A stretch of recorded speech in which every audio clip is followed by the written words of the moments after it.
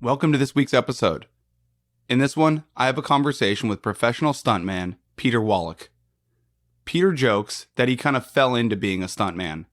After pursuing a number of different majors in college, he eventually decided to focus on technical theater at the University of Alaska Anchorage. There, a mentor suggested that he become a stuntman. Not giving it too much thought, Peter went on with his life. It wasn't until he was almost hit by a truck while biking to work did he really start to consider it. He realized that, despite falling face first into a curb, he innately knew how to fall in a way that protected his body. Today, working as a professional stuntman, Peter believes that you have to fully commit to an action. He says that you can't do half a flip. You can only do a whole flip, or no flip at all. Here's where I give the company men a shout out. These are the people who have subscribed to the Crude Patreon for $50 or more. Trina Duber, Seward Brewing Company, The Grind Coffee Shop in Juneau, Derek Adolph, Blue and Gold Board Shop, Sharon Liska, Alaska Surf Adventure, and Aquila Space. Thank you to all the Patreon subscribers. This podcast wouldn't be possible without you. If you subscribe to the Crude Magazine Patreon, thank you. Your money helps keep these conversations going. So if you enjoy these conversations, you can subscribe at www.patreon.com/crudemagazine. That's patreon.com/crudemagazine. And pick the subscription tier that works for you. Okay, back to Peter Wallack. Peter grew up in a family of explorers who pushed the limits of what it means to adventure. His mom, Tandy, founded Circumpolar Expeditions, a business that curates and leads personal adventures in the Arctic. Peter's first tour was at 8 years old. He walked a group of Russian dancers all over downtown Anchorage and set them up with a Russian translator. A more recent adventure that Peter points to happened in 2016 and involved reuniting a family that had been separated since the Cold War. So here he is, Peter Wallack.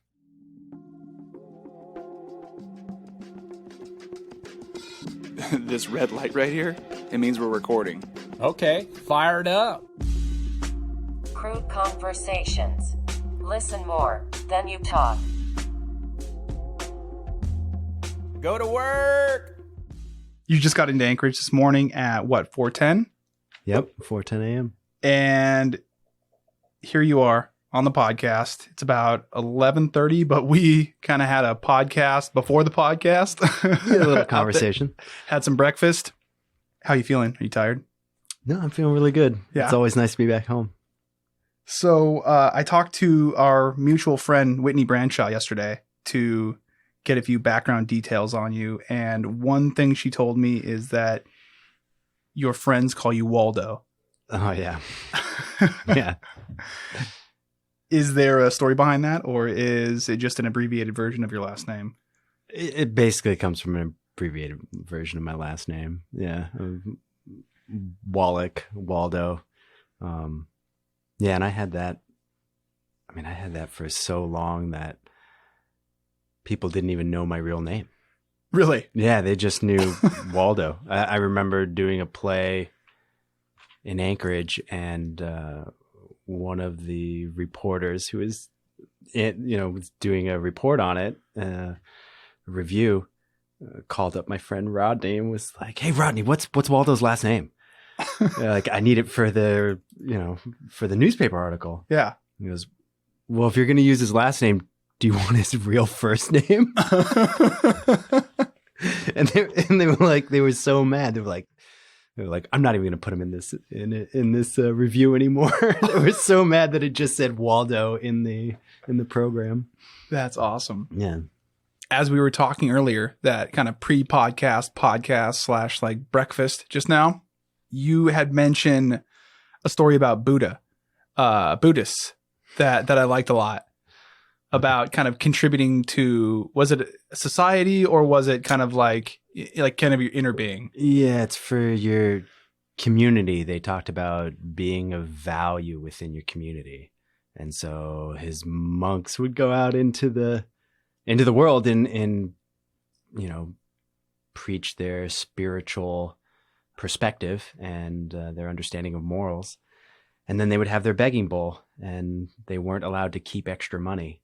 You had to spend your money every day. Every day you had to go out and get new money and beg for more of it. And they asked him, hey, why can't I just save money? He says, you have to go out every day and be of good and use to your community every day so that they'll support you. If you're allowed to save money, then you could be good one day and then not be good the other day. And I feel like art is that way, in that every time you need to go out and be, contributing to the community, and then your community should be feeding you based on what you're providing to the community in your artistic fashion. I like that. It's the concept of staying hungry. Yeah, absolutely. Because I think that when you lose that hunger, you become complacent. Absolutely. So we talked on the phone a couple months back, and from that conversation, in addition to my Google and telephone a friend research, I realized that there's a lot to you as a person. So you're an intellectual. You read like 3 books at a time. You were a recon Marine, correct? At one point. You're a guide for your family's adventure business. And that adventure business is here in Alaska, right? Yep. And on top of all that, you're a professional stuntman. Yep. So maybe let's start with how you became a stuntman, and then try to connect all those other attributes along the way. How does that sound? Okay. Well, I became a stuntman out of really going to school and not knowing what I wanted to do. And I just sort of like stumbled through, all right, trying to do some sciences and trying to do some history, and then started doing technical theater at UAA a lot more. And you kind of had to be well-rounded in performance and tech. And throughout doing lighting design and working on the tech side and doing some movement-based stuff, a mentor suggested that I should be a stuntman. And I thought that was the dumbest idea I'd ever heard. And I was riding my bike to work at the trains down in Ship Creek. And I almost got hit by a truck in the morning and got kind of run off the road and went face first into a curb. And I was totally fine, and my bike was all busted. And so I spent the next 12 to 16 hours on a train thinking about like, okay, like maybe I should go try and be a stuntman. And so I started to do some research on what kind of skills I would need. And then I put in a little business proposal so that after I graduated, I borrowed a little bit of money to go get myself some training. And then I moved to where stunts could happen, because there's not a lot up here. So is it safe to say that being hit by a car on your way to Ship Creek was your first stunt? Oh, I mean, sadly, that car didn't actually hit me. It just got close enough that I just, got pushed off, and they drove off. Probably didn't even know I fell. But yeah, that's kind of where it started. Before that, I thought it was a pie in the sky ridiculous thing. Like, who's the stuntman? Yeah. Like, nobody's a stuntman. So this wasn't like an aspiration from like childhood. No, there's a lot of guys that I know that they grow up and that's what they want to be. And I sort of, pun intended, fell into it. Yeah. You spent some time in community theater, right? Here, or technical theater, you said. What was that like? Were you trying to be an actor? I think I was just okay with performing and being in front of people.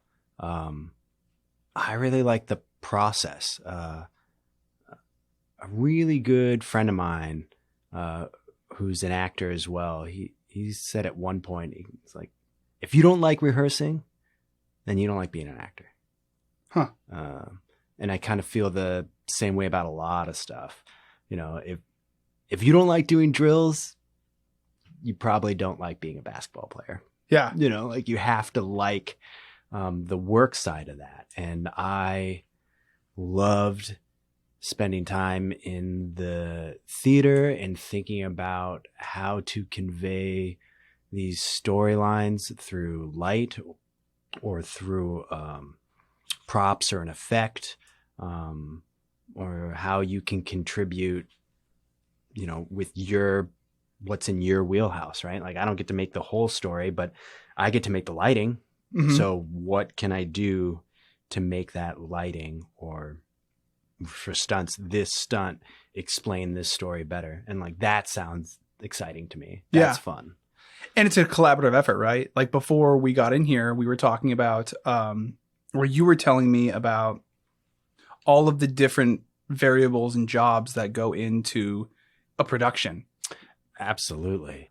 It's a very different art form in that it's entirely collaborative, with, not that there's nobody in charge, but the mechanisms that get people to operate and to get things done and to push us in a direction are a collaborative process, and everybody has their own goals.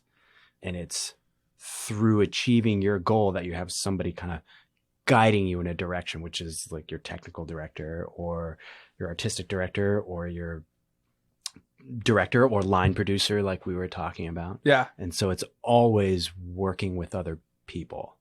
And that's really the art form. It's a community. Well, of course. Yeah. It's a real small community. You know, in the same way up here, you know, you kind of run into the same people in the same venues. It's just a different pond. Yeah. So you're doing technical theater here in Alaska at a certain point. How did you get to where you are now? Oh, wow. Well, so I got my degree and then I moved over to New York. I chose New York over LA because I wanted to ride my bicycle.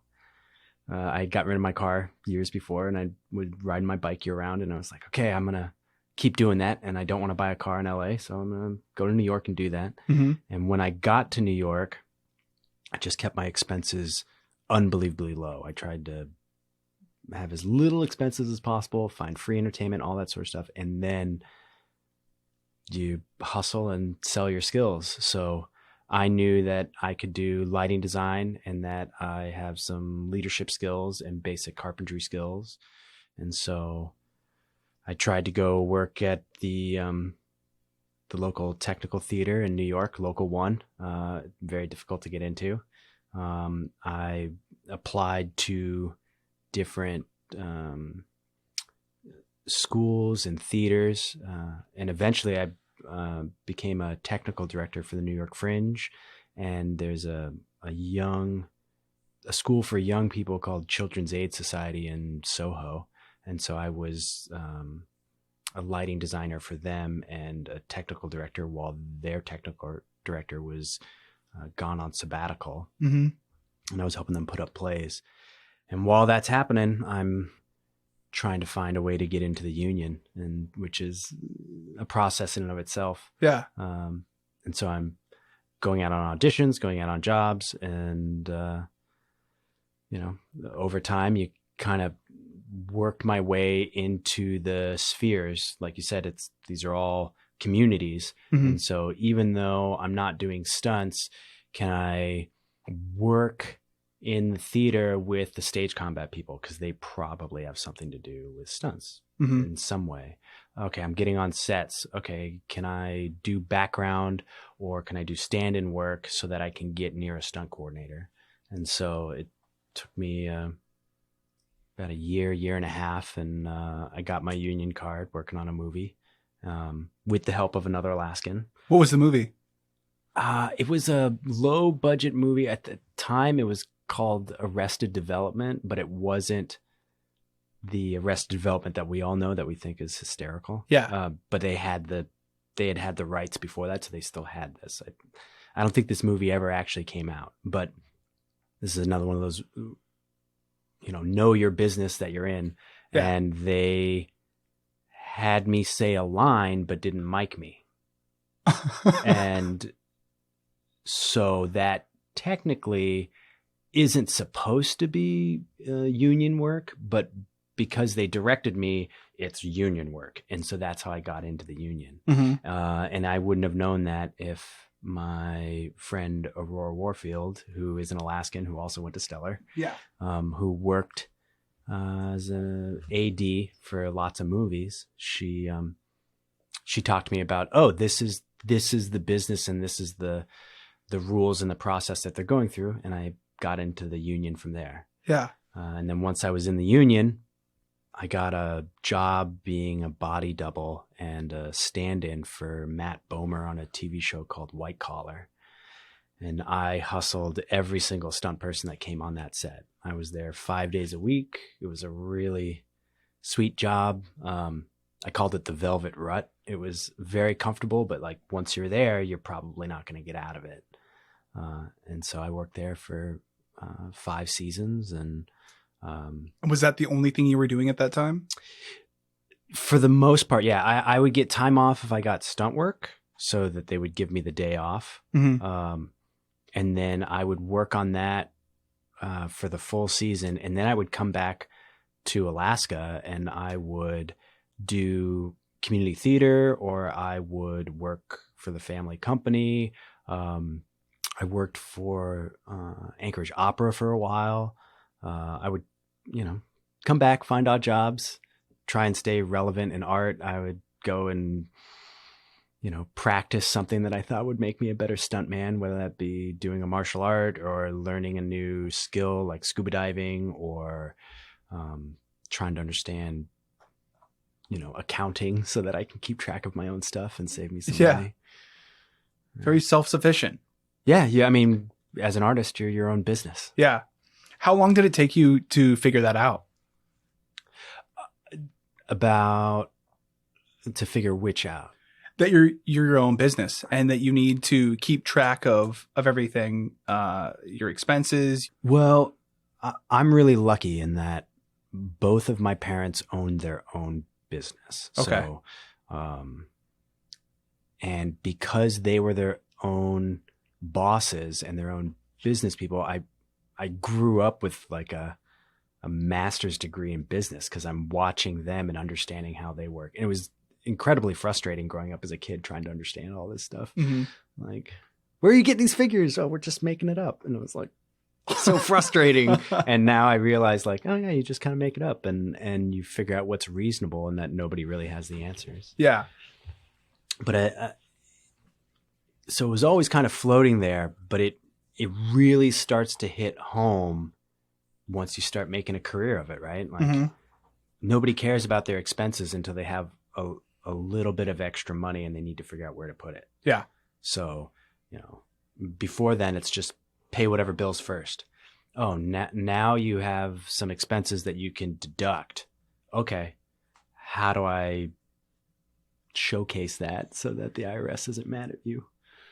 Do you remember that moment when you actually had some expendable cash? You said you're working or you're living kind of on a shoestring budget at this point in New York. The time that I recognized like, oh, this is how this is operating and like this is really eye-opening for me was one year I did my taxes myself. It took me months. I'm doing my own deductions. I'm trying to use TurboTax. I'm trying to figure this out. And in the end, I think that, oh, we don't think this is right. You owe us X dollars more. And I was like, oh, I don't have this money. What's going on? I have a little bit of extra savings that I'm making, but it's not a lot. And then a woman that I was dating at the time, she had started her own business. She had a tax attorney.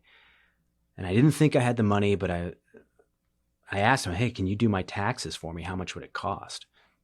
I think it was $500. And I was like, oh my God, $500? I don't have that kind of money. Mm-hmm. And then I asked what he would need for me to hire him and how long would it take?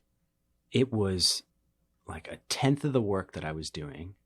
It would take me a fifth of the time to prepare it, and he's going to have it done in a month. And this is the tax guy. This is the tax guy. Okay. This is his expertise. Yeah, yeah. And then I hired him to do it, and he saved more money. He paid for himself and what he saved me. Mm-hmm. And more than that, I realized like, oh, dude, you're a performer. You're a stuntman. Yeah. Like, you're not a tax guy. Like, hire a tax guy to do that for you. He's going to do it a lot better. Totally. I mean, this gets back to what we were talking about on set, right? Where you have all of these people with these separate jobs, and you allocate that job to that person because they know how to do that job. Yeah. And they'll do it better, faster, and more efficient. Yeah.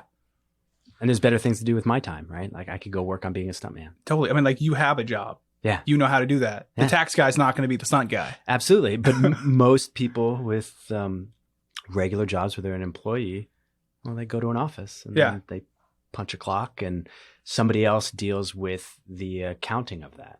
Okay. And then they hand you a paycheck. And then, they're doing all the reports to bureaucracies and government, and you don't have to worry about any of that. Yeah.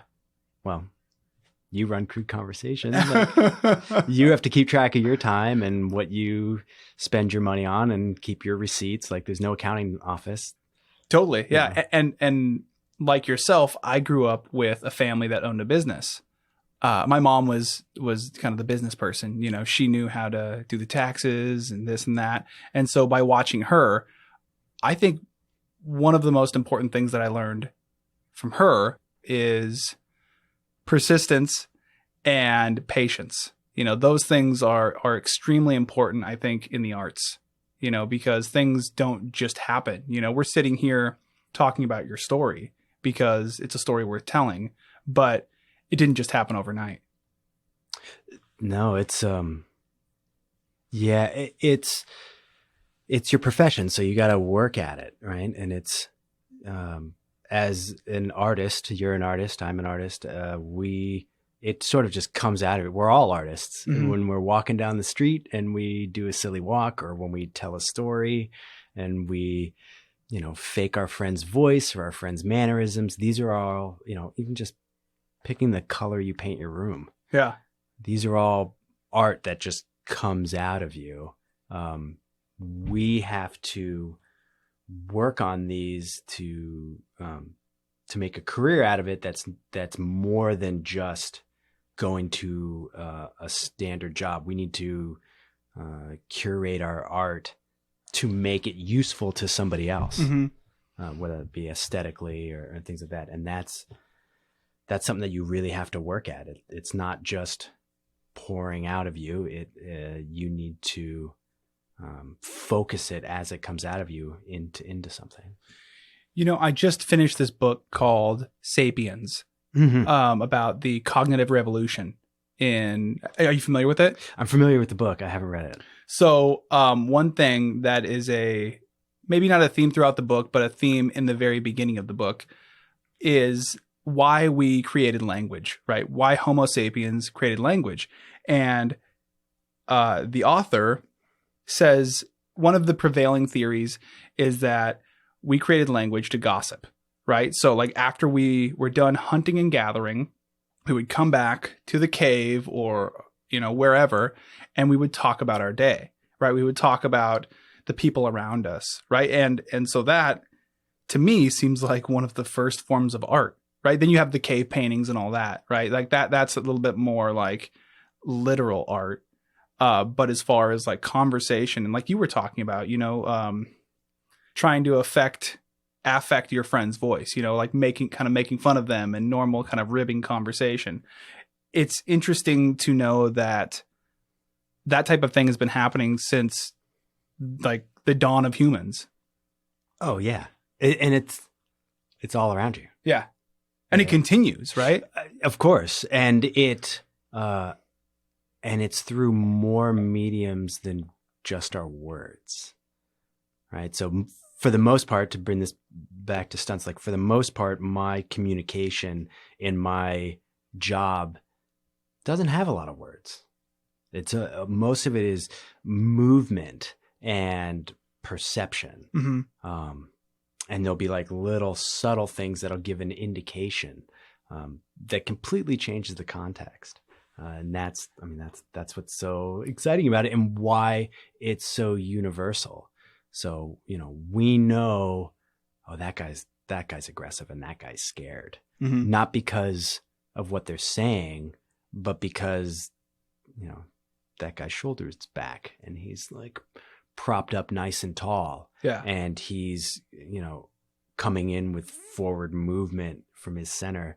And the person he's coming to is looking down with their chin down and, kind of slowly backing away, or at least their energy or their center is on their heels. Like, oh, okay. Like we're telling a story from that. I felt like you were starting to describe me there for a second. Looking at me. No. I mean, I'm thinking about it in my head. Like, Okay. how would I do that? I was like, am I scared? No, My you're not body scared at language? So I have this written down. I'm not sure if it necessarily goes here, but I thought it was super interesting. It is from our phone conversation that we had a couple months ago. Mm-hmm. And on that phone conversation, you told me that being a stuntman ruined nature documentaries for you. What did you mean by that? Being a stuntman and working in film and television, you get to see the seams of things in the same way that us Alaskans watch any of the Alaskan shows and you're like, oh, that's totally bullshit. Yeah. Like we know, we can spot it real quick. Yeah. I notice the biggest thing, at least with nature shows, is edits and sets. So if you're looking at a creature that is, sitting on a leaf and then an owl comes out and snatches it and it's really close to it, it's probably a set. Really? They have probably set this, feed creature, whatever, like, oh, we put this mouse here or we put this bug here for the other animal to eat it. And they'll set it up in a studio and then they'll zoom in on it so they got that crisp, beautiful image. And then they just wait until that other creature comes and gets it. Hold on. You just said studio. So they're bringing these animals into it that's not out in nature? I mean, I don't always know, but you can usually tell pretty much. If it's an animal that you could kind of keep in a cage and it's super close up, they've probably put it into a studio. Yeah. But that because it's easier, right? Like the big thing is it's shown me how difficult is it to shoot and what would it cost to do that? For sure. So if I need to find an owl catch a mouse, is it going to be easier to pay a film crew to go find a wild field mouse and then to follow it for 4 or 5 days and monitor it and like, let's hope that an owl gets it while we're watching it? Or would it be easier to buy a mouse from the pet store, go down to Joann's and get a bunch of like fake trees and stuff and put some grass down or AstroTurf or oh my God. So it's completely manufactured. I mean, it's about what's cost effective and what's easy to do. So, and then you can go to the Alaska Zoo and get one of the owls that they have there that is for one of their teaching training things. And okay, we'll bring this owl in and we'll put that mouse there and then we'll be able to like zoom in on that. Yeah. How do they get these time lapse of flowers opening? More than likely that's probably in some controlled environment in some case.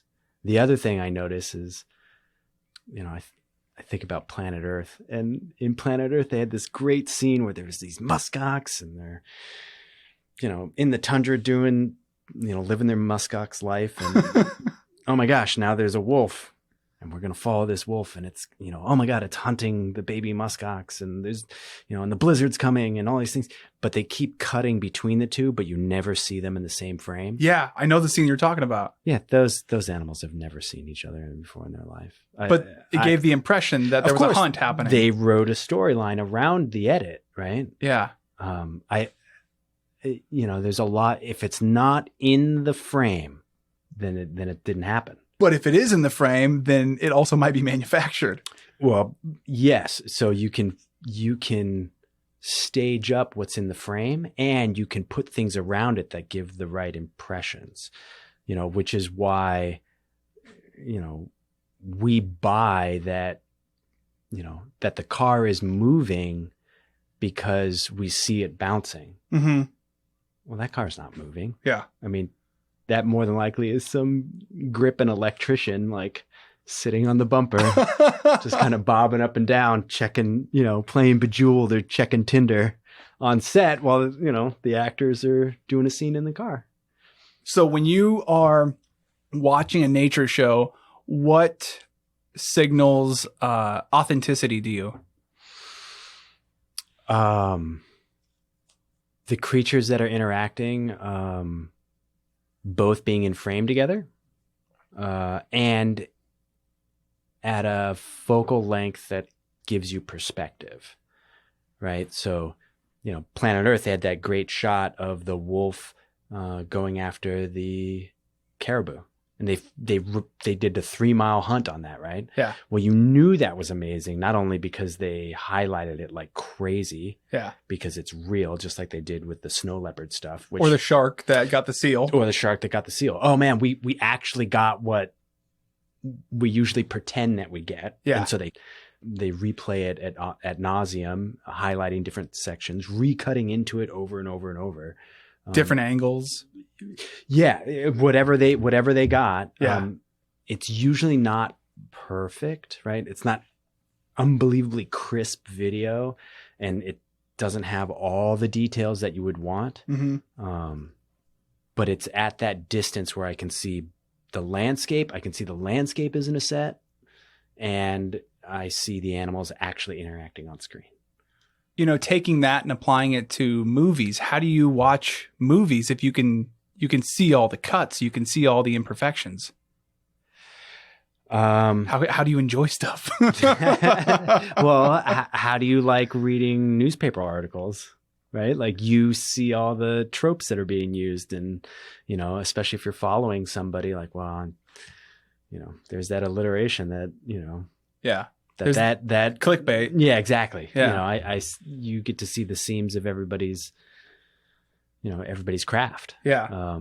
I hope they do a good enough job that I suspend my disbelief. But if you don't have a good storyline and you're not telling, if what you have to say isn't super strong, then I'm going to start looking at other things. Right when you got here, when I was setting up the equipment, we were talking about Soderbergh, director. Yeah. Steven Soderbergh. And you were talking about just his techniques, the way that he tells stories, how he is he's integral to the entire process. Oh, yeah. Am I getting this correct? Absolutely. Are you able to watch one of those movies and appreciate it for what it is? I mean, he's pretty much like no frills, it's not like a Transformer movie, one of his. Yeah. Well, the things that make that his stuff amazing, it's sort of like Penn and Teller magic, right? Mm-hmm. Like what makes it amazing is that you kind of know the technical backflips that he's doing that don't appear to be there. Soderbergh is amazing because he did his own editing, he did his own camera work, he did his own directing, he's working on his own sound, and he's able to get all of these shots at once where most people need the team. He is the team because of how long he's been doing it, and he works so much faster Mm-hmm. than everybody else. And that's where it's like, oh man. But if you were to watch the movie, you may not catch that, Effortless. Did you see 1917? I have not yet, no. So 1917 is really amazing, and it's good. And I discuss it a lot with the other stunt guys, and we very much enjoy it for the same reason that the public enjoys it, but not for the same reason. Everybody thinks it's amazing. Oh, it's one shot. Well, we know that it's not one shot. I mean, it had a 20-day shooting schedule. Yeah. It's not one shot. Stop recording at one point. Of course, but it looks like it's one shot. Okay. So it's a gimmick. I mean, that's the gimmick of that movie. Yeah. Well, two things. One, it's based on a true story. Mm-hmm. And then the other gimmick is, oh, it's this oneer, right? Yeah. Like that they could shoot. The thing that nobody, or that I think few people outside of the industry will recognize, if you look online, you can see them filming certain shots of it, and you can see how they have orchestrated the ballet of departments to work around this camera. So the only thing that's important in film is what gets seen in the matte box. So what's in your camera, what's in your lens, that's what's important. So to have 200, 300 people to do a 3-minute scene all in one take, Mm-hmm. where you're going to be traveling 200 yards and you're going to have to change camera angles and focal lengths and have special effects and stunts and extras and lighting. And well, how do they hide the boom op? Mm-hmm. Where do they put that money? That's where us as stunt performers are like, this is amazing. And people in the industry find that so technically amazing. And to see that seamlessly go, that's where I'm getting my enjoyment out of it. And I feel like from most people I've talked to who've really enjoyed that movie, they're enjoying the story. I'm enjoying the story as well. Mm-hmm. But in the moment, I'm like, wow, like they just did 2 360-degree shots and I didn't see anything. Yeah. All I saw was their story. And that's, that's an amazing technical feat. Yeah. Yeah. It's like when architects, builders go to a house and they're like, man, those soffits look really good. Yeah. That's Totally. really hiding their radiant flooring. Yeah. Well, I feel like I want to ask you, what other movies get you jazzed on like stunts or even just technical stuff like 1917? the things that I get most jazzed on now, there is some technical aspects of stunts that I really like, and then I've been able to take part in or watch. But what really gets me excited is, you know, when it serves the story, right? When everything's pulling in the right direction and seeing those smart choices being made. One of my pet peeves about movies is sex scenes. You know, when they don't serve the purpose of the story, right? I don't care if it's gratuitous or if it's, you know, like this softcore whatever sex scene. If it is detracting from like the real issue of the storytelling, I think it's garbage. Yeah, absolutely. Are you doing it just for the sake of doing it? Yeah. Right. And there's some, you know what you're trying to convey. You know, Tom Cruise did not need to be on the outside of an airplane for a movie. But Mission Impossible movies are about that. Yeah, totally. Right? And so that's absolutely serving that purpose. Yeah. You know, Hunt for Red October doesn't need an underwater, like, crazy action scene. No. That's a suspense movie. So we don't need that kind of stuff. In the same way that, like, Hitchcock was really good at that. What does the audience need to know? Okay, there's violence in Hitchcock, but all right, how far do I need to show it? You know, yeah, it's much. I can convey that there is violence going on without actually showing you. You know, that's where Soderbergh is so good. Is he knows what he wants, he knows what he needs, and some of that's experience. So if you've done filmmaking enough, you're no longer worried so much about, like, I need to film everything. No. You know what you need to film beforehand. You know, you got a notebook full of questions.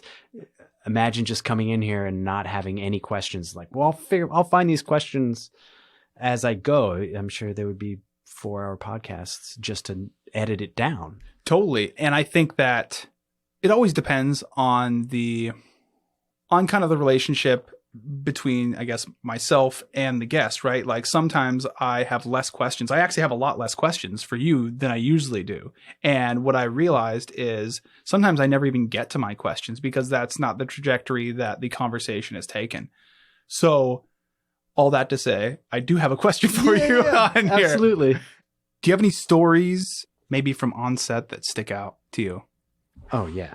I mean, set is your work environment, but you're there a lot, and so there's a lot of waiting around, and so there's a lot of practical jokes which happen. And so one that I really like that is really funny is I was doubling Kevin Bacon on this TV show called The Following, and he's playing a cop who has had heart surgery, and he, has all this makeup that's on his chest. And so I've been doubling him for a while, and he knows where I am. He's fairly reserved for the most part, but over time, all right, get somewhat familiar.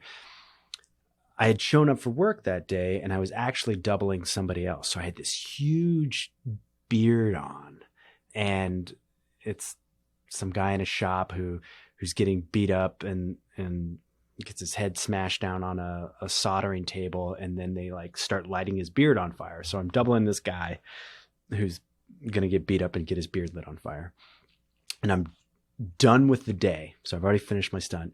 And Kevin, who I'm not doubling that day, but I'm his regular double, is getting ready to do this bedroom scene. So he's going to be shirtless. So he's in the trailer. He's laying back, and they're putting these scars all over his chest and body of open heart surgery and being stabbed and being shot and all these sorts of things. Because that's what his character is. That's what his character is. Okay. And so I'm going in there to get this beard taken that's been glued onto my face. And I come in there. Oh, hey, Peter, how's it going? He's like, wait, what are you doing? I was like, oh, I'm just getting ready for your scene after you're done with this. We're going to test out some stunt stuff. And he was like, my scene? What? I have to wear a beard? What am I doing? And he leaped out to get his folder. Which scene is it? And I was like, I'm just kidding, Kevin. And he was like, oh, thank God. So, when you get comfortable enough where you can kind of joke like that, I think that's really fun. And I also like hearing these human moments, right? He's Kevin Bacon. Yeah. Right? He's a huge, big star. Yeah. And so when you get to hear him talk about, I couldn't sleep last night. I opened the window, it's too cold. I closed the window, it's too hot. And, any other place on the planet, if you couldn't control the temperature in your apartment, you'd be like, this is bullshit. I'm not paying, $4,000 a month to not be able to control my, my thermostat. But for some reason in New York, we all just accept it. And it just brings me a little comfort knowing oh, Kevin Bacon also can't control the temperature in his apartment. It is. Yeah. It kind of puts us all on an even keel, right? Yeah. Right. Oh, okay. You're human. Yeah. The grass isn't so much greener on the other side. No, not at all. They just have more of the grass. It's all the same color. They just have more grass. That's it. It's more grass. So what is your relationship with the person you're doing stunts for? Do you study how that person moves and then kind of translate that to a stunt? Oh, interesting. Most of my work, I'm a double. So I am tall and skinny, and I have a very malleable look. And so I look like a lot of people. And when I show up as a double, I am watching the actor for what are their individual mannerisms that is bleeding into their character. And then I'm watching them on set do their performances to try and get an understanding of what they're trying to convey. And then for me, I see my position as a double as being a tool for the actor to convey the story. So I was working on this movie where I get off this motorcycle, I come up, I bust the window of this car, and then I'm jumping into the car. They pull out. I'm halfway in, halfway out, and then I get thrown from the vehicle and then I like land on the ground. I think I know what movie this is. Oh yeah?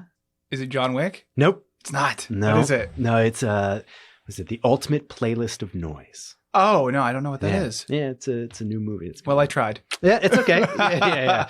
No, I wish I had such a sweet stunt in John Wick. So when I turn to my actor, no one's going to be mad at me if I don't consult my actor when I fall down. Mm-hmm.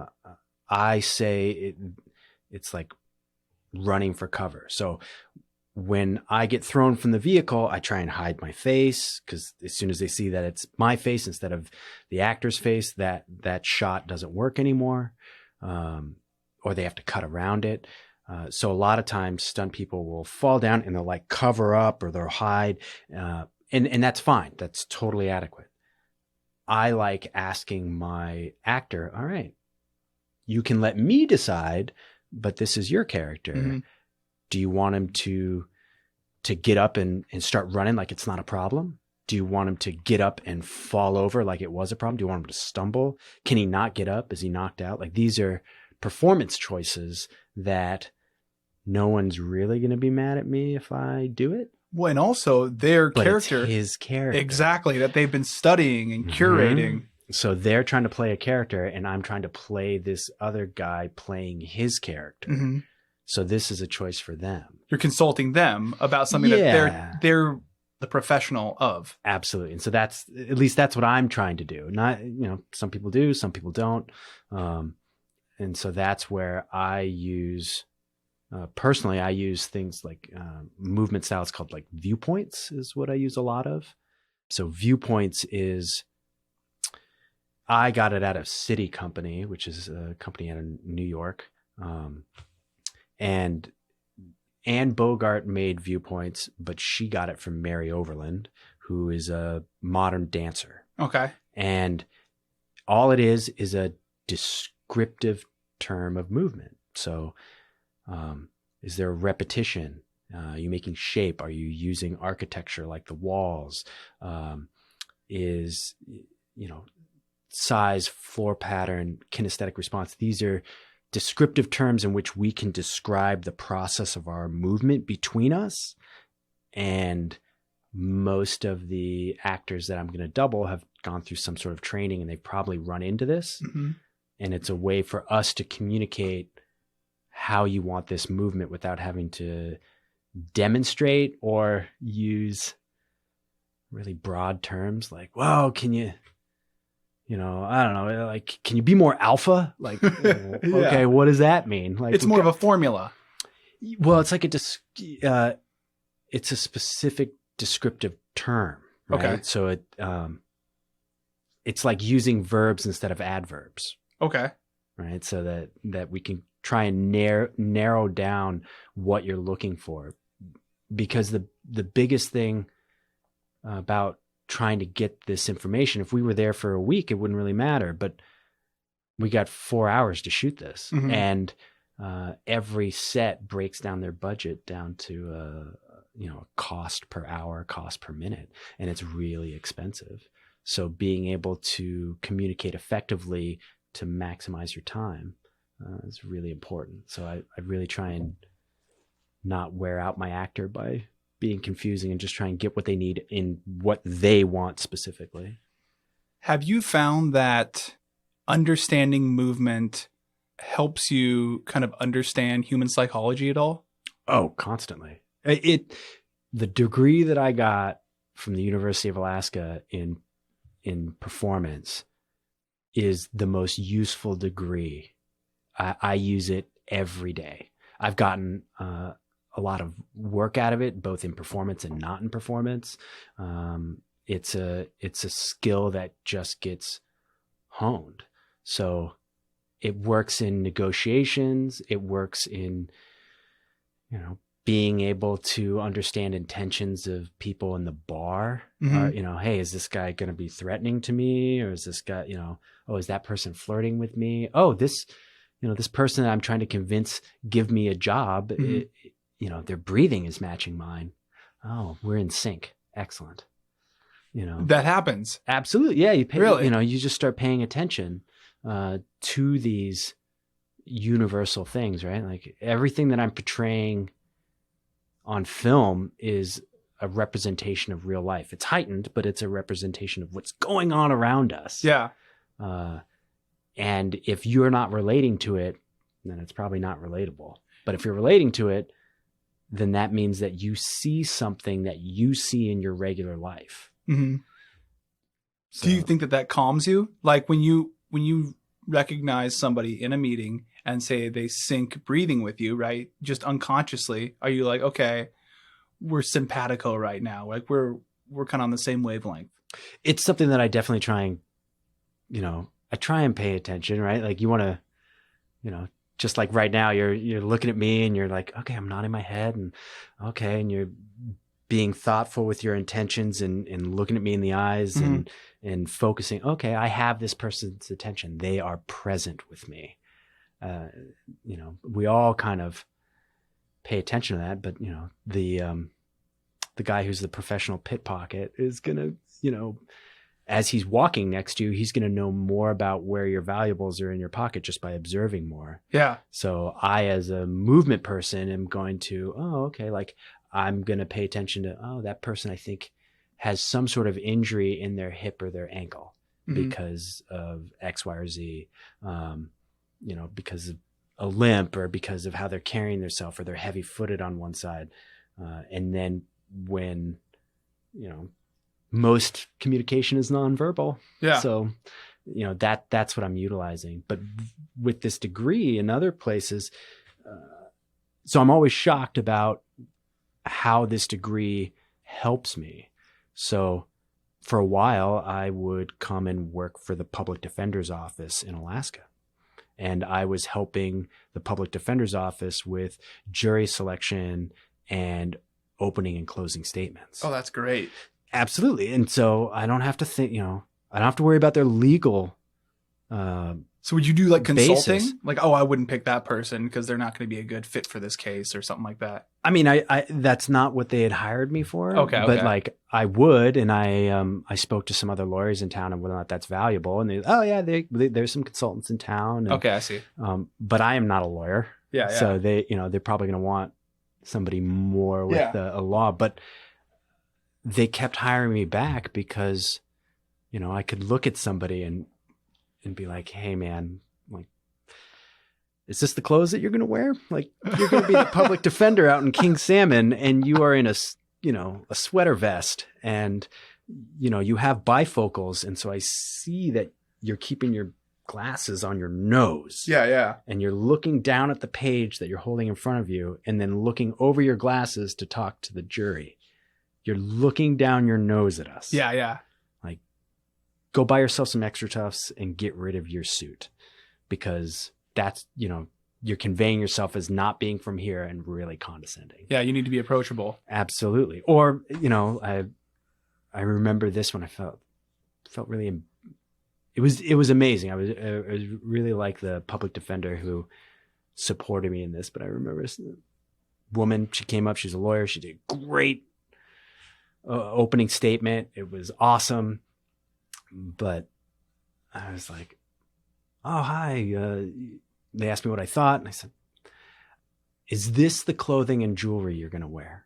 And she was like, wait, I thought we were doing our opening. Is this the clothing and jewelry you're going to wear?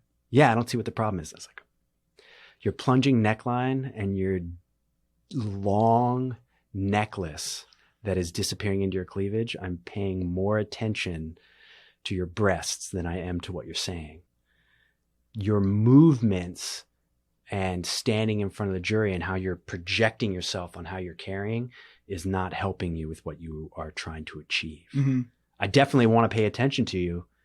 I just don't care what you're saying. But you need to be the conduit for that information. Yeah. Rather than kind of a piece of performance. Well, you are always performing, right? Like, all of this is about impressions. I mean, that's what I have written down right here as you were talking, looking at life through your lens, just your perspective. It seems like life is a performance. Yeah.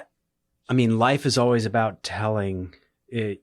You're always like bleeding information, right? So as we're walking down the street, everybody is projecting something. Everybody's telling a story. Mm-hmm. Not everybody's performing. So the performance is being able to shift how you're telling this story. And that's the artistry of it. But everybody is telling their story, right? Like you and I, when we walked in here, we're both telling a story. Neither one of us was performing. Mm-hmm. That's true. Yeah. And so that's, being mindful of that. It's in the same way that I had an ex whose family members were painters, and they would talk about color as they walked around in a way that I just didn't realize that was what was being conveyed Mm-hmm. with those colors, So what makes you nervous to do a stunt? The things that make me nervous to do a stunt are, one, nobody wants to fuck it up, right? Like, Yeah. I am hired by the day or by the contract, right? Like, so we are problem solvers.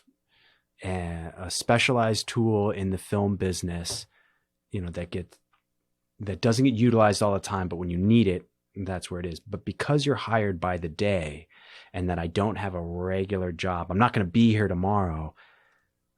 When I show up for work, all right, my paycheck for today is fine, but I need to give a good showing today so that I get hired for tomorrow. Okay. So a lot of the nerves that come from from doing stunts is making sure that your gag is going off well, or if it doesn't go off well, that it doesn't fall on your head. They shouldn't be waiting on you. Are you prepped and ready to go? Have you thought about the safety factors? Did your stunt or your behavior detract from how set was operating today?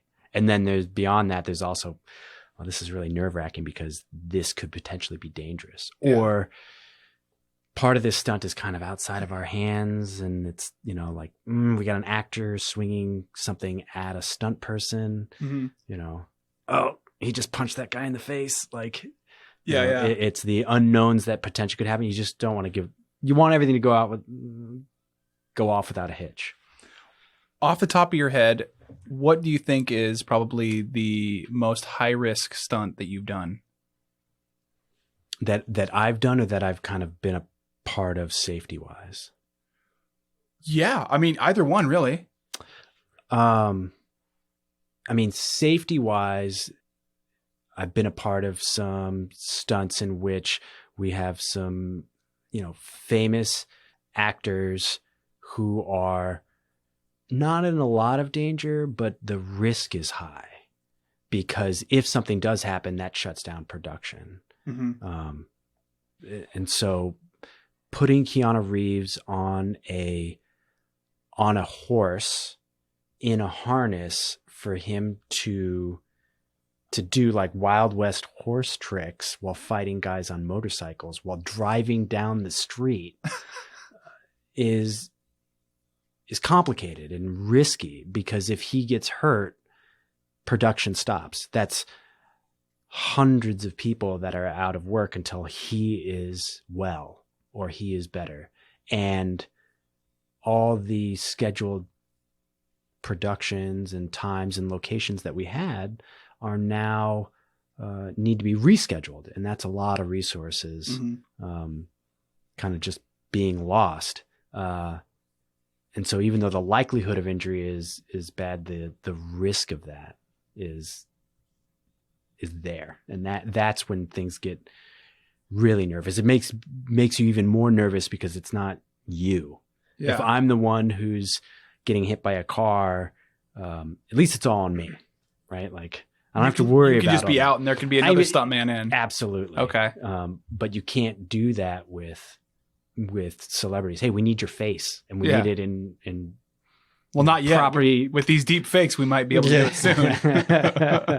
Yeah, but even that, like in The Irishman, you can tell. I mean, you can tell a little bit. They have that new movie coming out with James Dean in it that they're gonna. There's I would assume, just deep fake the whole movie. Awesome. Yeah. Right. I mean, that's great. Is, you know, you can't do half a flip. So if you're gonna deep fake them, get yourself an agile person and just change the look, change the face, as opposed to, I mean, we're kind of insinuating to the Irishman at the moment, you know, but the Irishman, they used a very old guy who is very spry for a 70-year-old guy, but he's not moving like the 30-year-old who's supposed to be jumping back into the car. Totally. There was that short documentary that's on Netflix where they talk about that. Mm-hmm. Where was it Al Pacino? And he stands up at one point, and he's like, was that about 50? Am I 50 years old yet? You know, so every time he stood up, he was like trying to do it faster and faster and try to do it younger and younger. Mm-hmm.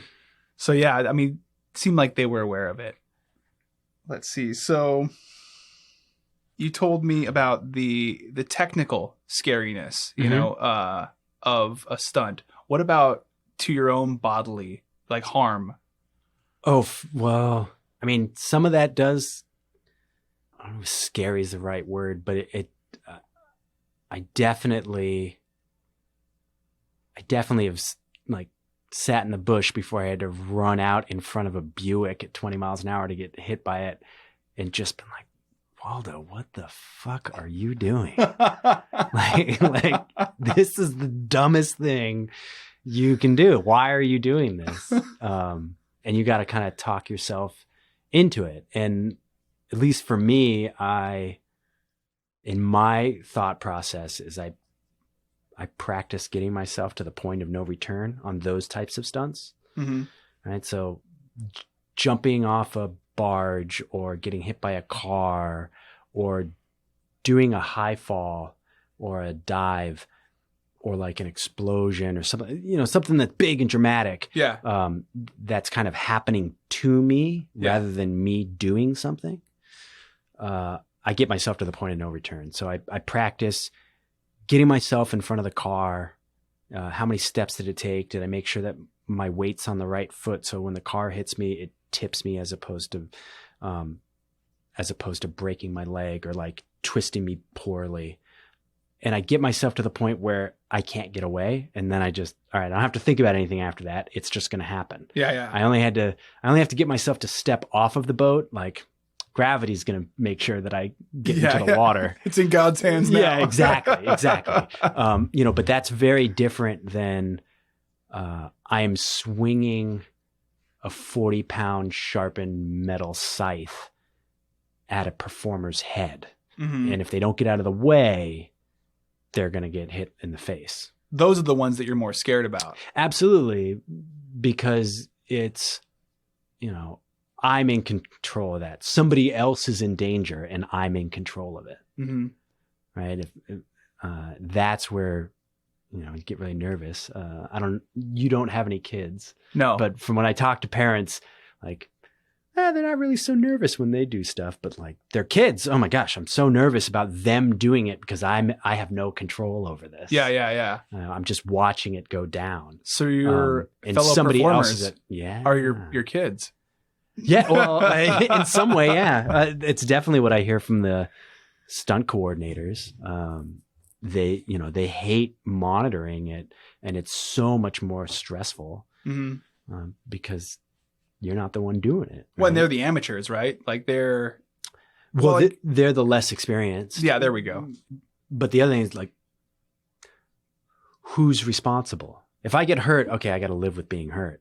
If I hurt somebody else, I have to live that I hurt somebody else. Yeah. And in some of these cases, you know, hurting somebody else could mean the end of their career.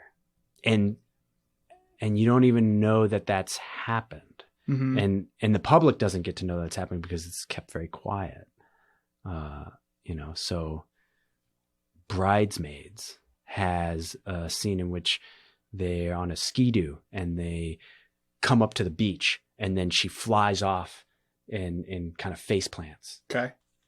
Okay. Well, that stunt woman broke her neck. No way. And she probably won't get to do stunts anymore because of this. Now, there's all sorts of questions on whose fault is it or whether, and that's a big deal. But the point is somebody got really hurt doing that. Yeah. And, this as a team is here to make it safe to make a comedy, funny movie. And if you had a part in which somebody who can no longer do their art form because it just went wrong, sometimes it's just tragedy and there's no way around it. And sometimes there's planning that you try and mitigate a bunch and you can get it down to like 0.01%. Mm-hmm. But this is our job. But that's what really makes it scary, is knowing that some of those consequences are on the line, which is why we spend so much time trying to fix it in pre and in rehearsals before you get to set. Yeah. So that everybody can come back again tomorrow. That's interesting because the general public will view a movie, say like Bridesmaids, and they have a special place in their heart, for it because they love that movie. But maybe the people that were actually a part of it were like, oh, that poor stunt woman, like, broke her neck. There's this kind of undercover story with it, in the same way that, you have that movie, The Crow, and Brandon Lee, he died. Yeah. He died on the set of that movie. So there's kind of like a pockmark on that movie. So it can't just be the movie anymore. It's always going to be viewed in relation to Brandon Lee's death. Do you think that's unique to film and television, or do you think that's kind of the same for all art, right? Yeah, I think in the best case scenario, everything kind of happens and no one gets hurt, right? Yeah, but Beethoven's Last Symphony, didn't he do it when he was deaf? Like, do we hold a different place in it knowing that Beethoven wrote this when he was deaf? Mm-hmm. Because of the things that were surrounding the creation of that? Is there, the message that's being said, or, well, they commissioned this art piece. I wish I knew more about art to be able to like pick somebody out really good for it. But, Michelangelo painted the Sistine Chapel to get his father out of debt, Does that affect the actual piece of art? Does that belittle it? Well, does it belittle it, or does it just change your opinion on it? Maybe it just adds to the story, Well, would Tears in Heaven be such a good song by Eric Clapton if we didn't know that he wrote it about his son falling out of a window and dying? So here's the thing: is I don't know when that information was released. So was the song released, and then people were like, "Oh, this is a great song," and then you kind of have the backstory, because that happens a lot, right? Where you watch the documentary or whatever about the movie or the piece of art or whatever, and then you like it that much more because of that. Oh, absolutely. Well, I mean, then the question is how do you feel about Bridesmaids now, knowing that somebody got hurt on it? Yeah. Where my mind goes is, I'm sure you sign a lot of paperwork as a stuntman and you assume the responsibility of being that person. And these are the things that can potentially happen. And so if or when they happen, you don't feel like you've been slighted. It's like, these were the risks. I mean, this is our job, and stunt performers are a member of SAG-AFTRA. Okay. And so they're a part of a union. And so we have the same union protections that any of the other principal performers have when you're on set. And so there are risks that come along with that. And you accept those risks, but in the same way that the high voltage lineman accepts the risks that he's going to be working around electricity. Totally, yeah. Or a firefighter accepts the risk that he's going to be working around fire. Mm-hmm. If whatever happened in their training, something goes sideways and they are injured, I would assume that they are going to feel similarly to the way that stunt performers are when they're injured on the job as well. They're going to turn to their employers, their union, and their community of, hey, I was hurt on the job, and I'd like to use my medical to, I want this to not affect my future employment. I want to make sure that I'm taken care of and can heal well and then return to work. Mm-hmm. It would be a real hard profession if It was like one shot and all right, like didn't make it and we're just going to accept that and move on to another career. What I'm kind of getting here is that this job, like any other job, you know, it has those benefits and pitfalls. Mm-hmm. So you had mentioned when we were talking about being nervous about stunts, and you said you're in the bushes, right? And you have to jump in front of the Buick, and you're kind of talking to yourself through it. Do you have a mantra or anything like that you say to yourself before doing a stunt? It's somewhat depends on if you're doing it with somebody else. If you're doing it with somebody else, then you're going to kind of talk through it with them and make sure you're both ready. If it's just me, I usually talk myself into what I'm doing. So I let myself know, okay, all right, when they say action, I'm jumping off this boat, and for me, I just kind of say it out loud. But for a mantra, like, I'm really lucky. The best thing is I don't have to. They do a mantra for me right before we go. 3, 2, 1, action. Like, okay, I don't have to think. I just, as soon as they say action, I'm going. Yeah. Right. So I don't have to, somebody else is calling that out for me. Even to the point where, I can't remember, I think it was jumping off a cliff, like into the water, somewhere like going swimming or something with some people, and like, okay, I got to jump off this cliff. And it's high. I'm not, like 40 feet. That's still 40 feet you're jumping. For sure. Yeah. So it's scary. But I'm not on set. This is just for fun. Mm-hmm. But I still turn to my friend and say, hey, look, just say 3, 2, 1 action, or 3, 2, 1 go.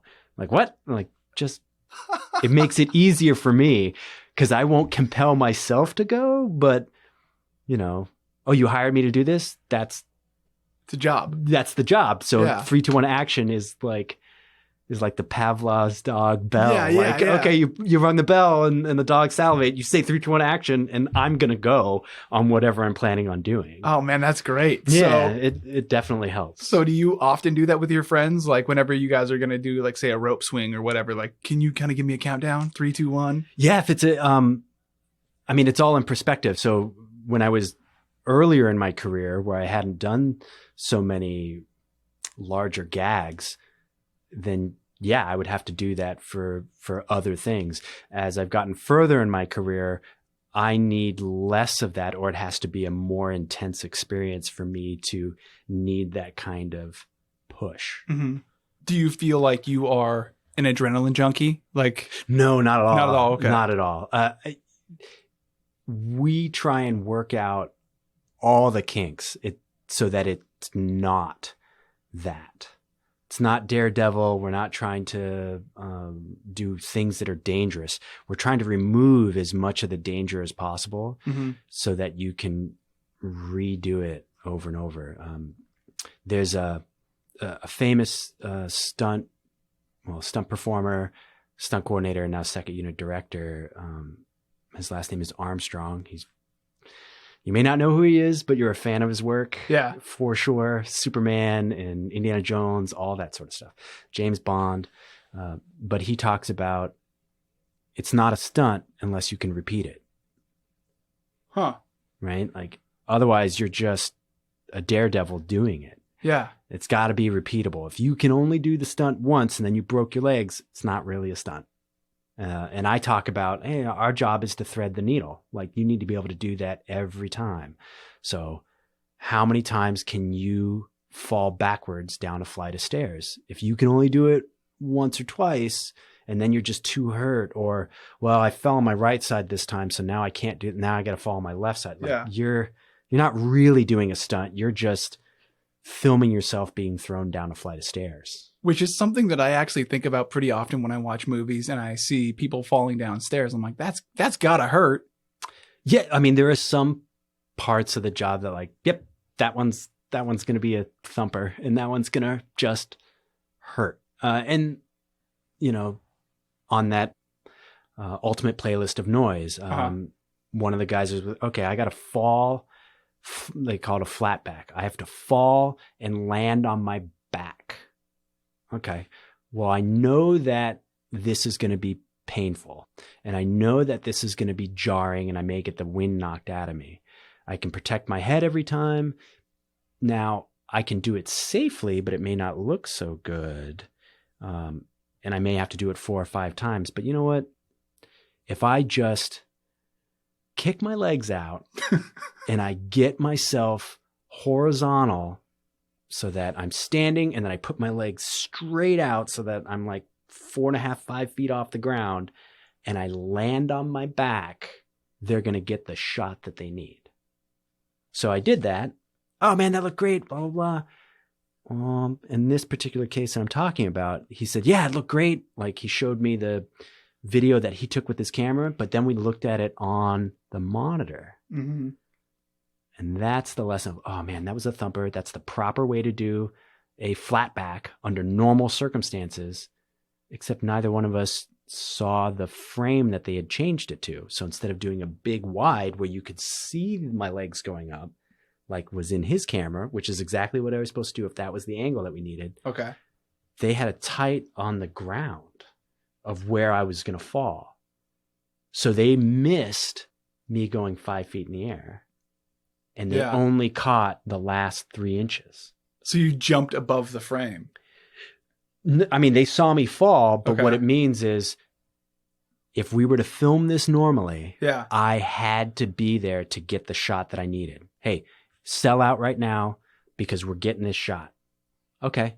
Well, at the last minute, they changed the frame so that it's not shooting my whole body. Mm-hmm. It's just shooting the impact on the ground. So it just had me quickly smashing onto the ground really fast.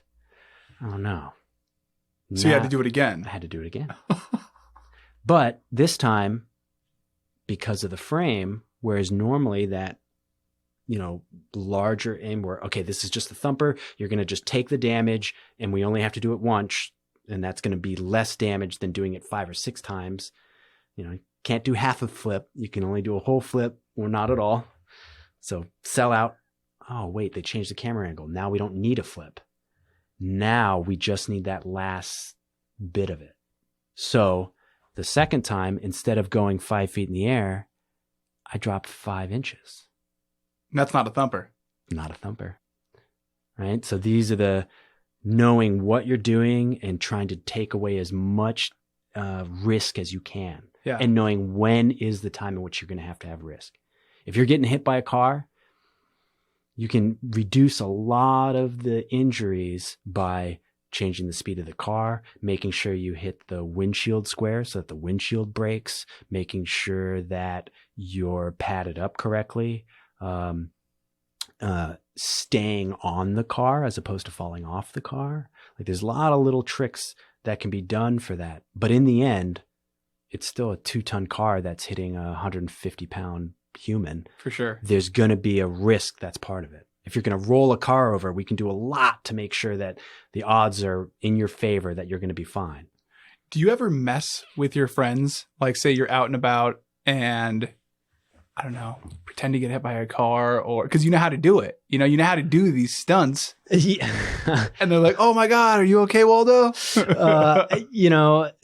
Not normally. There's another stuntman named Dave Schumbers, and he does the double for Dean, who does Mayhem. I'm your rusted out water heater. Okay, yeah, right? yeah. So he's that guy. So he's a legit stuntman who's doing all sorts of crazy, awesome stunts. Yeah. But him and I both talk about who's a stuntman. Like, you're on set and they'll be like, all right, stunts, you're up. And you like look around like, oh, you're talking about me. Oh, I'm a stuntman. Oh, yeah. Oh shit, I'm a stuntman. Like, how ridiculous is that? That's so crazy to even think about. So when I'm out with my friends, I usually am, I don't want to pretend, it's part of my job. It's a little work, and it doesn't, I try and set that aside when I'm hanging out with my friends. It feels like a weird coat to walk around with all the time. Yeah. It's not that I haven't done things like that. There's a thing that we have that's called a kick strap. And so, it's a piece of nylon nylon webbing that kind of goes over your feet and then runs up into your pant leg and down to your other foot. Okay. and it's up in your pants, and it goes through your pant legs. And when it's fully tight, it doesn't touch your body, but it's still in your pants. So what we use these for is we can do a groin kick. So somebody can kick in between your legs, Okay. and your nylon strap, it can take 5,000 pounds. And so it never allows their foot to actually make contact with you because those straps are attached to your feet. And we're talking about like getting kicked in the nuts. Yeah, we're getting kicked in the nuts. Yeah, yeah. But, their pants are moving, so it's within half an inch. Yeah, yeah. It's never touching you, but it definitely looks like it. I've always wondered that. Like when I watch movies, I'm like, that person didn't really just get kicked in the nuts. Well, so if it's of a certain angle, this is one way in which we could hide that. And there has definitely been stunt people where we will fake Rochambeau each other for who's buying drinks at the bar. Yeah. And just pretend to kick each other in the nuts because we're just being ridiculous and unprofessional. But how to hide all these things, like these are all the tricks, right? So that's one way to get a contact kick. Another one is to kick the inside of the thigh. Another one is to change the camera angle so that you're never actually even close to kicking them. Mm-hmm. That's great. Yeah. I kind of want one of these things. Oh, well, we can make one. It's probably $10. Oh, really? It's not very much at all. Oh, man. I can teach you how to make one. That'd be great. Yeah. So is there a general life expectancy for a career like being a stuntman, like there is in sports? There are people that have been doing it for a long time, and there is definitely a upward trajectory. A friend of mine named Norman Howell started when he was 9, and I don't know. A 9-year-old stuntman. That's awesome. Well, he started out stunt boy. Yeah. I mean, technically you can't be under 18, but he was in this movie called The Cowboys with John Wayne. Okay. And they needed kids who could ride horses. And since he was a cowboy and doing rodeos, he could ride horses. And that's where he started his stunt career, was being an actor who needed to have these special skills. And now he started out with John Wayne. So he's getting up there in age. Yeah, yeah. And his career is still going because he's stunt doubled in Dances with Wolves for Kevin Costner. He's now stunt coordinating Brooklyn Nine-Nine. He did the pilot for MacGyver. And so he's moved beyond doing stunts into coordinating stunts. Okay. But that being said, there are still Steve Mack, who is in New York. His first jobs were when he was 18 on the Dukes of Hazzards. He's in his late 60s. He's still doing stunts. I've seen him hit the ground. He does lots of driving stunts. He's amazing. He's got more rollovers and car jumps than anybody in New York. And there was I think the Lone Ranger that they did a while ago. They had he was like 87, like a guy who could barely walk, like super, prestigious stuntman. And he's in his 80s laying down horses.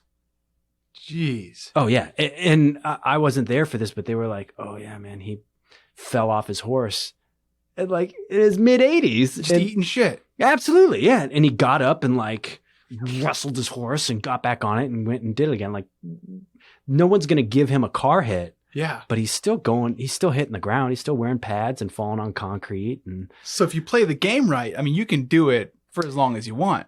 Yeah. They're just redoing Picard. Okay. Well, somebody has to double, Patrick Stewart. Yeah. Yeah. Yeah. Somebody's got to double him, and he's getting older up there, and it'll probably be younger than what he is, but somebody has to do that. Or, hey, look, we need an old lady to fall over a shopping cart. Like, so the field will narrow into their on-set performances, but maybe they'll get an expertise in something else. So Steve Mack stays in his job because he's a driver. Mhm. So he's doing stunt driving. Maybe he's not doing T-bone crashes anymore, but he's definitely doing reverse 180s. Just stomping it. Yeah. That's awesome. That's Yeah. really great. You stay relevant in your career for the amount of problems that you can solve. When you look toward the future, is that what you're kind of aiming for? To just continue being in it? Or would you like to be like a stunt coordinator? I like the idea of being a stunt coordinator. I don't know if I'm there yet. I mean, I'm only 12 years in. Yeah. But I like the idea of stunt coordinating because it reminds me of doing expedition work. It's a one-time project. Can you figure out the logistics for this one moment to get this one project done? And that really appeals to me. I like the art form of movement and collaborating. And so I see myself continuing to try and, leverage my art form, and keep taking part in new projects, no matter what they are, whether it's film and television, which is where I've found this niche within in stunts, or also theater, working with live theater or shows, and even working with businesses who, are trying to figure out how to augment what they want to do, and they need some help, either artistically, movement wise, or business wise in kind of like how they're showcasing themselves. Mm-hmm. You mentioned expedition work. We've been talking a lot about stunts. Mm-hmm. Can you explain a little bit of your expedition work with your family? Oh, yeah. So my mother founded a company called Circumpolar Expeditions, and my mother is an Arctic explorer. And so since I was a little kid, she worked in travel, and then she actually worked at Mark Air for a while, which was like an Alaskan-based airline back in the day. And then she started her own company, and she does custom expeditions all over the world, but specializing in the Arctic. And so these are not that trips can't be redone, but these are like one-off trips. Like we help some people swim from Asia or North America. Swim. Oh my gosh. How do you do that? I mean, are you in a boat and just kind of like keeping an eye on them, or what? Well, in this particular case, it's about the logistics of, do we have a boat? Do we have a safety swimmer? Do we have a medic? Do we have evacuation plans? Have we organized with the villages that we're going to be in? Have we gotten the visa process? Have we informed the State Department and Russia's equivalent to the State Department? It's a production. Absolutely. But it's a one-time production, which is why I find it so much like film. Yeah. Right? Like, we don't need to reshoot the scene. We just need to do it once on the Capitol steps. Yeah. So it's not a stunt because it's only being done once. Yeah. Oh, yeah. Right. Yeah. Well, exactly. Yes, that's very true. But it's similar in that we're here to do this one project. For sure. Yeah. And everyone's working together for a common goal. Exactly. And then once that goal is completed, great. And then we put that away. So I grew up doing that. My mom became a member of the Explorers Club, and, which you just became a member of, right? I did. Yeah. I did. Our friend Whitney Branshaw told me. So the Explorers Club and being inducted into that, I got my mother into it as a gift. She'd never really applied to it, but she always kind of her dream to do it. And she had worked with Meade Treadwell, who was lieutenant governor at the time. He's not anymore. And then also this gentleman who's the head of the Leakey Foundation to prove that ancient man could have sailed from Russia to North America as opposed to walking across the Bering Strait. And so they made recommendation. I convinced them to give recommendations to my mother. And then through that process and getting her in, Meade specifically was like, you need to apply. And he bugged me about it for a couple years. And so I asked him for a letter of recommendation, and I asked Tandy for one, my mother. And then I got accepted for the expeditions work I did with my family. And so that's awesome. Yeah, I'm really proud of it. So what does it mean being inducted into that? Is it a club? Yeah, it's a social club, Okay. right? So in the same way that like the Harvard Club or the Players Club, I see. all these things that they're a little out of date, right? Like it's something from 1900s where like, oh, we go to the clubhouse and we Yeah. kind of have drinks and do Now it's a lectures. Facebook group. Yeah, it's kind of a Facebook group, but they still have clubhouses and the Explorers Club is kind of interesting because all the members of the Apollo mission are part of it. Wow. You know, Hillary's part of it and Amundsen's part of it. Hillary by... Edmund Hillary. Right? Okay. So these are famous explorers, people who went to the first to reach the top of Everest, James Cameron for going to the bottom of the ocean, Jeff Bezos for his work in space exploration. Jane Goodall's going to talk at our yearly conference. It's all about exploring our world and promoting, you know, science and exploration. Wow, that's really great. Yeah, it's really neat. Do you feel a little starstruck when you meet some of these people? Because this seems like it comes from more of a personal place. So for me, when I meet, say I'm in journalism now, right? If I meet a journalist, I'm a lot less starstruck than I would be if I were to meet like a pro snowboarder that, you know, I looked up to my entire life. Yeah, I get that way, especially around astronauts. Yeah, okay. Because, you know, Well, they've been to the moon. yeah, I mean, I dream of being in zero gravity, and I originally started out studying space and sciences, and so like I really like that. I just feel like it's really important what they're doing, right? Mm-hmm. People know my work to escape their life. Yeah. These people are doing work to enhance everybody's lives. Right? Like the space program is why we have GPS and, you know, why we have Velcro and why we have EKGs and Doesn't duct tape have to do with space? The space program provides so much technology for us, most of our medical technology, all that sort of stuff. And so being around them is like, oh my God, you guys are contributing to real progress. Yeah.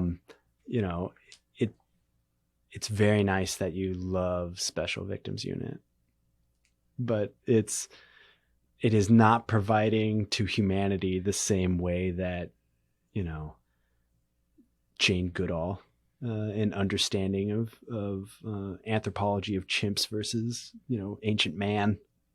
So you've met astronauts. Mm-hmm. What was that interaction like? Were you just kind of a fanboy, or were you? Yeah, it's a lot of gushing. Yeah, It's a lot of, you know. I feel like I'd be the same. I'm not calling you out. I'd be the same way. Oh yeah, you know, you don't want to ask stupid questions about, you know, about stuff. I just want to hear them tell me stories about what it's like On the moon, yeah. Yeah, what, you know, hey, what's it like in zero gravity? What, you know. What's a stupid astronaut question? Oh man, I mean, it's just, I don't know. It's the same thing that we all would ask, right? Yeah. Like when you work out, what's it like to sweat in space? Or pee in space. Or, yeah, exactly. Yeah, people always go to that. Has there been like at the space station? Has anybody had an affair just to try sex in space? You know, like when you get back to Earth, are there things in which like, oh, I'm used to like having this pen and like I would write something down and then I would just like let go of it and it would say suspended by my notepad against the wall. Yeah. Or, you know, the dry erase marker. Like, do you ever find yourself when you get back to Earth just letting go of something, expecting it to stay floating and it just comes crashing to the ground? Just a bunch of broken shit in their house. Exactly. Right? Like exactly. You know, did you accidentally set your coffee cup in space and it just fell to the ground because that's what you were used to in space? Like they've assimilated to space so much that they forgot Earth. Oh yeah. Yeah, gravity. Yeah, like, well, that train I was working on, sometimes, you know, you would just be like sitting there and then your body would just like lurch in a direction because you were so used to being on that train so long that you would do things like muscle memory. Exactly. Yeah. Yeah. Okay, so you talked about an expedition with your family where a group was trying to swim like this great distance. Mm-hmm. Maybe let's end this on another expedition. Oh, that I found that was enjoyable? Or Yeah. amazing? Just something that, because that's pretty miraculous to me. I didn't even know something like that existed. Okay. I like this story that my mom, Tandy, tells. And it provides a really good lesson for business and bureaucracy, which I just love, right? Because we're all here for a business. Otherwise, this is our line of work. So they were driving these trucks across Asia. So they were driving from Italy to New York. And as they were driving across, the paperwork for their visas got suspended. Oh, you don't have much time. You have 72 hours and you have to leave the country. And if you can't take the trucks, that's okay. We'll just hold them for you. Doesn't mean you're ever going to get them back, but we'll just hold them for you. And so they had to organize planes to come across. So they chartered these 2 planes to fly these 3 trucks. They cut one of the trucks in half and put them into these planes. And these are some of the oil company planes that are there. Why did they cut it in half? It was just too big? Yeah, because the trucks are too big. Okay. And they had to split up. I think they had 3 trucks and they could only fit 1.5 in each plane. And so you're freelance and you understand this of, hey, yeah, keep working on this project. Yeah, I know you're supposed to be paid. You can't, we're not, we can't afford to pay you right now. It's coming. So the same thing had happened. Oh, we need to get these out of here. We have these, millions of dollars in trucks. It's like, I can't remember which company, like Audi, BMW, one of them who had commissioned this thing to drive across. All right, we're going to do it. Okay. But, my parents' business is freelance. Hey, okay, well, you're back on your pay. Okay. Well, now the government's going to take your stuff if you don't get it out of Russia, and now you need us to charter these planes. Okay. Well, we figured out how to do it. You don't know how to do it. All right. We need you to wire us the money you owe us now. Otherwise, we're not going to set up this plane. And so are you holding our stuff hostage? Not at all. We're just not going to work anymore until you fix up your bill. We figure out a problem. Yeah. We get paid for solving problems. Yeah. And we now are in a position where, all right, we can choose to continue working, or this is a point in which we can stop, in which it's a leverage point to get paid. So we got paid for what we need, get back over to the country, which I thought was a very interesting business move. Cause I'm sure you run into this problem. I run into this problem all the time of where people want work from you and then they'll pay you later. And then you're chasing them down for a month to 6 months on a project. And it's actually more work than the job you did. Yeah. So same deal. So they get these trucks back over the United States, and now we're into the other bureaucracy, which I love. So they have to drive these trucks down the haul road, but it's coming from another country. So it's got to go through customs. Mm-hmm. So they fly out a agriculture specialist. I can't remember what the government agency is for that. But make sure that there isn't seeds and fruits and all that sort of stuff coming over. It's Russia. It's the exact same tundra that we got here. It's the same stuff. Yeah. But so we get on board. Oh, this hasn't been pressure washed. So these can't get off the plane. And there's my mom, Tandy, sitting there. You're kidding, right? No, you got to pressure. Okay. Well, let's get some buckets. And she went and got buckets and a hand scrubber, and was hand scrubbing these giant airplane sized trucks. Yeah. And the guy was like, whoa, you can't, this is what we got. This is the best way to solve this problem. Are you willing to wait here for this? No, you can't do that. We're not going to wait. So they hand washed one truck, and then they allowed the other trucks to be built and come over. And it was a real eye-opening experience about if you have the system functions to get what it needs out of it, and you are a cog within that. And as long as you are functioning within this apparatus and you know the right levers to pull, you can get what you need. But if you're not at those levers, then you're the one that's getting run over. So we organized this big, amazing miles and miles of expedition across in these giant trucks that move so slow that you can crawl at their speed. Okay. Right? You can get it down on your hands and knees and crawl at this 4 miles an hour that these trucks are going across the tundra, because you can't damage the tundra. You have these huge tires. Like up north. Yeah. On the North Slope. You have on the these North Slope. massive vehicles that transport rigs. Yeah, exactly. So, Yeah. And these are these giant BMW trucks. So Yeah. I don't know if this is a great story. No, I know. I think it's great. What I wrote down right here is I have similar stories that I kind of hold close to me about my parents, where it's an exercise in what they're very good at. And it sounds like this to you is an exercise in something that your mom is brilliant at, right? So it's an exercise in problem solving. And so you were able to watch firsthand your mom solve those problems. And I think that if you really kind of just like even extrapolate that to where you are now, one of the things that you keep bringing up is you are a cog in this machine, right? Like you're one variable among this community of people with a common goal, right? I mean, that's been a theme throughout this entire conversation. And I think that that's probably where the importance lies. Yeah, that is a great, a much shorter way to kind of get at what I was saying, which is it's a story that I find is important for, to me, of our expedition work, because it's symbolic of the group dynamic trying to solve a difficult problem. There we go. And that you have very little control over the larger sections of those things, whether that be weather for an expedition. Hey, we got no control over that.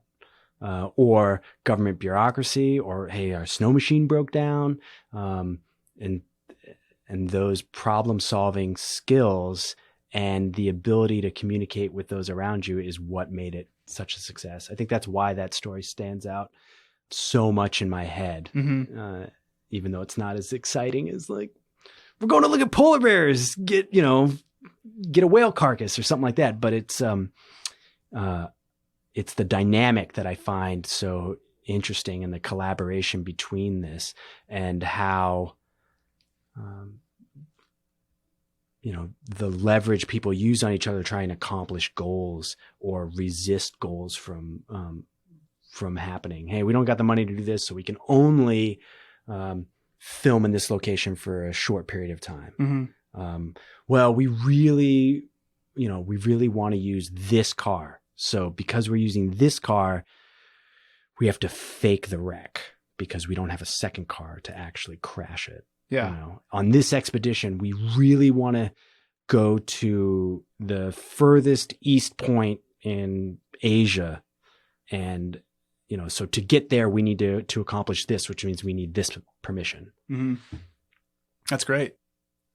And so for me, stunts is my job. Expeditions are a drug, and stunts is how I support my habit. And Tandy, my mom, got me into that.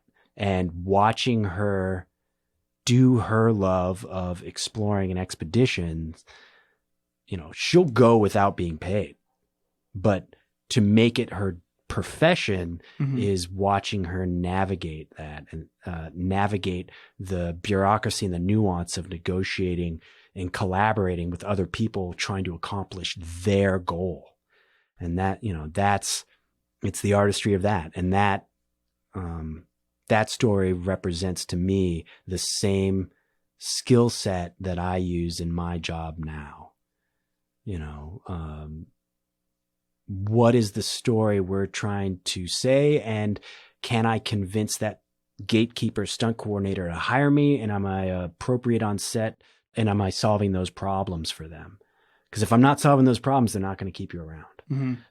And if you're not following the rules, right? Like, you know, if you just bring the truck over and you just drive it off, like that doesn't work. But like if you come over and talk to them, all right, well, this is what you need. No problem. We're going to start working on that. It's a puzzle. It's a puzzle. Everything's a puzzle. Yeah. Right.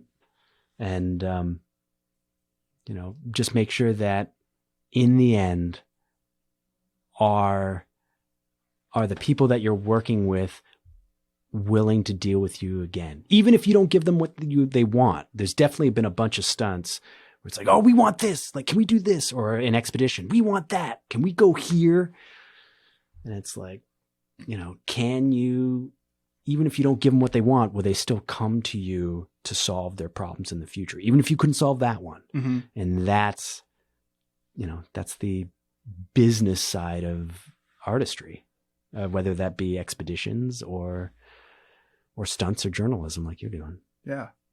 Yeah. Well, this has been awesome, man. I think that does it for my questions. Awesome. Want to thank you. Oh, no, thank you. I'm a real fan of the podcast. I hope I do it justice. I always like, well, it's always kind of like reassuring, you know, when there's a guest and like, oh yeah, you know, I listen to the podcast, and I feel like it's been happening more and more often, the more episodes that come out. So thank you for listening. Oh, absolutely. And it, you know, it's nerve-wracking. This is my hometown. Yeah. It feels very strange. And there's a bunch of people on the podcast that I knew growing up or went to school with, you know. Well, awesome, dude. Thank you so much. Yeah, thank you.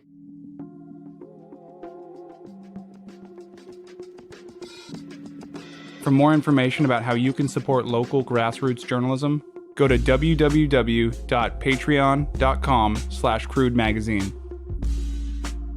Crude Conversations is written, hosted, and produced by me, Cody Liska, for Crude Magazine. Music was produced by Alcoda Beats.